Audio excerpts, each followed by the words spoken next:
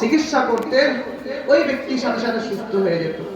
তো ওই জমানার এক বুজুর্গ এইভাবে অসুস্থ হয়ে পড়েছেন, এমন অসুস্থ হয়েছেন যে ওষুধ খাওয়ালে যে ভালো হয়ে যাবে এমন না।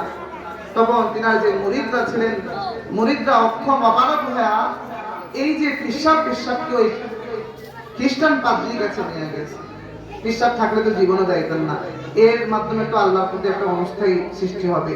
তবে মুরিদরা তো একটু ভালোবাসা মহব্বত বেশি, তাই এই খ্রিস্টান পাদ্রীকে এই পেশাবকে কাঁধ করে খ্রিস্টান পাদ্রীর কাছে নিয়ে গিয়েছে। তখন খ্রিস্টান পাদ্রী যখন তিনার সেবা যত্ন করলেন, তিনাকে যখন তাদরিক দিলেন, সাথে সাথে তিনি সুস্থ হয়ে গেলেন।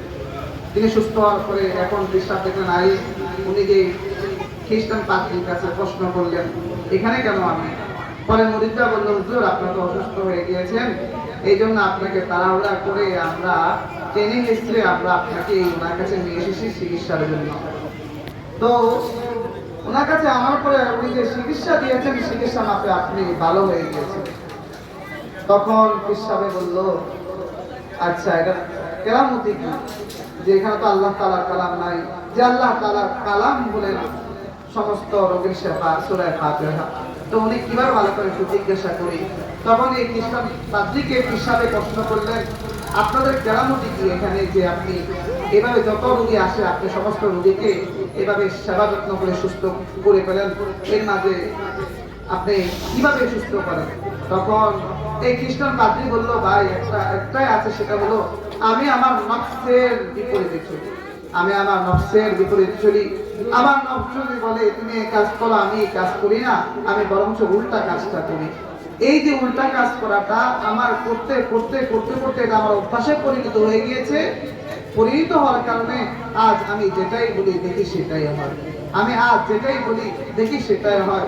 তখন এই আল্লাহওয়ালা বুজুর্গদের সুহবত অনেক বড় মেহেরবানি সুহবত। এই বুজুর্গদের সুহবত যারা পায় তাদের অন্তর পুরা পরিবর্তন হয়ে যায়। তো এই পীর সাহেব বলতেছেন, আচ্ছা তাহলে তোমাকে আমি একটা, তুমি যেহেতু তোমার নফসের মোকাবেলায় চলো, তাহলে তোমাকে আমি একটা প্রশ্ন করি, তোমার নফস কি চায় তুমি ইসলাম ধর্ম গ্রহণ করবা কি করবা না? এখন পাদ্রী বলে না, আমার মন চায় না, আমি ইসলাম ধর্ম গ্রহণ করব।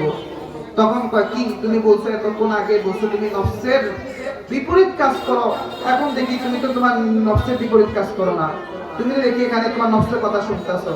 তখন খ্রিস্টান পাদ্রী বুঝা পালাইলেন আল্লাহ ওয়ালাদের কেরামতি। তখন সাথে সাথে এই খ্রিস্টান পাদ্রী কালিমা পড়া মুসলমান হয়ে গেছেন। সুবহানাল্লাহ। এই কালিমা যে পড়ছেন সে এর মজা যদি অনুভব করতে পারে, যদি সে এই কালিমার বরত্ব, যে আল্লাহ তাআলার কালিমা পাঠ করেছেন, এই কালিমার যদি মহত্ব বরত্ব যদি বুঝতে পারে, সে মাছ থেকে মজা পেয়ে যান, মজা পেয়ে যান। আর মজা পেলে সমস্ত কাজ তার জন্য করা সহজ হয়ে যায়। قد أفلح المؤمنون। তো قد أفلح المؤمنون, মুমিনরা হলো সকল কাম, মুমিনরা হলো সকল কাম। যদি তারা নফসের অনুগামী ছেড়ে যদি রাসূলুল্লাহ সাল্লাল্লাহু আলাইহি ওয়াসাল্লাম বলেন, রাসূল সাল্লাল্লাহু আলাইহি ওয়াসাল্লাম যে পথ ও পন্থা রেখে দিয়েছেন, এই পথ ও পন্থা অনুযায়ী যদি আমল করতে পারে তাহলে সে হবে সকল কাম, সে হবে সকল কাম। এই জন্য রাসূল সাল্লাল্লাহু আলাইহি ওয়াসাল্লাম বলেছেন, আমি তোমাদের মাঝে দুইটা জিনিস রেখে দিয়েছি, একটা হচ্ছে কিতাবুল্লাহ, আর হলো সুন্নাতুর রাসূলুল্লাহ। আমি তোমাদের মাঝে দুইটা জিনিস রেখে দিয়েছি, একটা হলো আল্লাহ তাআলার কালাম, আর হলো আমার সুন্নাত। ইয়াকুম ওয়াস সুন্নাহ, ইয়াকুম আলাইকুম, আলাইকুম সুন্নাহ, আলাইকুম সুন্নাহ। যে ব্যক্তি, আমি তোমাদের উপরে সুন্নতকে অবধারিত করে দিয়েছি, যে ব্যক্তি এই সুন্নতের অনুগামী অনুসরণ করতে পারবা তাহলে তুমি পথ পেয়ে যাইবা। এই সুন্নতের অনুগামী হওয়া, এই সুন্নতের অনুগামী হলে কি হবে, আপনি আল্লাহকে পেয়ে যাবেন। আল্লাহকে কি পেয়ে যাবেন? যে এক কবি তিনার শেরের মাঝে বলেন যে আল্লাহ তাআলার কে সুন্নতের মাঝে পাওয়া যায়, যে সুন্নতের যে অনুগামী হয় সে আল্লাহ তাআলাকে পেয়ে যায়, আর যে ব্যক্তি আল্লাহ তাআলাকে পেয়ে যায় সে জান্নাত পেয়ে যায়। আর আমাদের আখেরি ঠিকানা তো হলো জান্নাত। আমরা একসময় জান্নাতে ছিলাম, এখন আমাদেরকে দুনিয়ার মাঝে পাঠানো হয়েছে পরীক্ষার জন্য। যখন